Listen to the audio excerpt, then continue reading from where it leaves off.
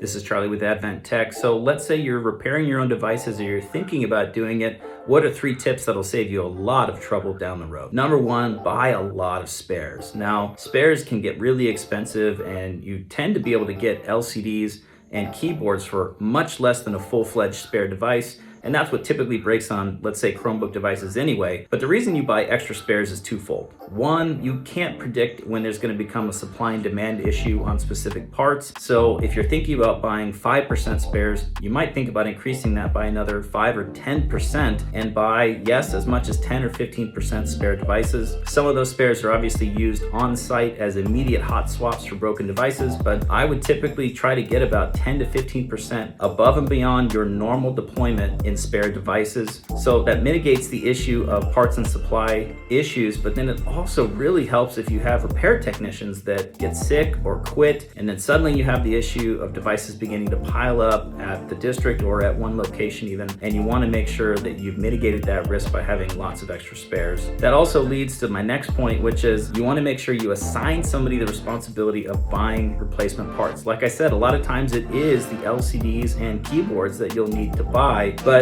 it's hard to establish good relationships with part suppliers. You need to get to know who's out there, who are the players, and then tell them the devices you have and even have them send you sample parts or buy sample parts that they say are good matches for your devices and then try them out. Because more often than not, I've seen people who run into a scenario where they buy 100 LCDs to match the devices they have and they're the wrong LCD. So you really want to assign somebody the responsibility to find a good part supplier for the devices you have. And then that person also could be in charge of selling off excess parts or stock when they come out of your fleet at the end of their life cycle. And then the last piece is a really healthy bus schedule. And you might say, well, no, isn't the last piece something like a really good ticketing system, right? Some sort of tracking and ticketing system. I found that even more important than that is that every single school site knows exactly where devices are supposed to be dropped off when they're broken. That's where the spare pool is located. Somebody tracks who has those spare devices, and then once a week or once every other week, someone picks up the broken devices and returns the repaired devices. If you have a pretty good inventory management system or asset tags on the devices, and you know which students they belong to or which schools they belong to, then even having a detailed ticketing system tracking all these different repairs and what's going on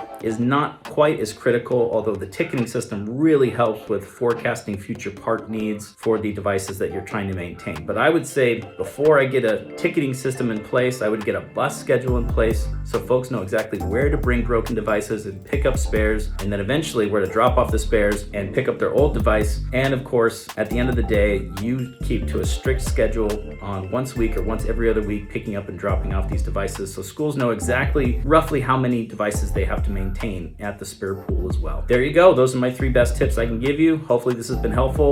Like or follow us.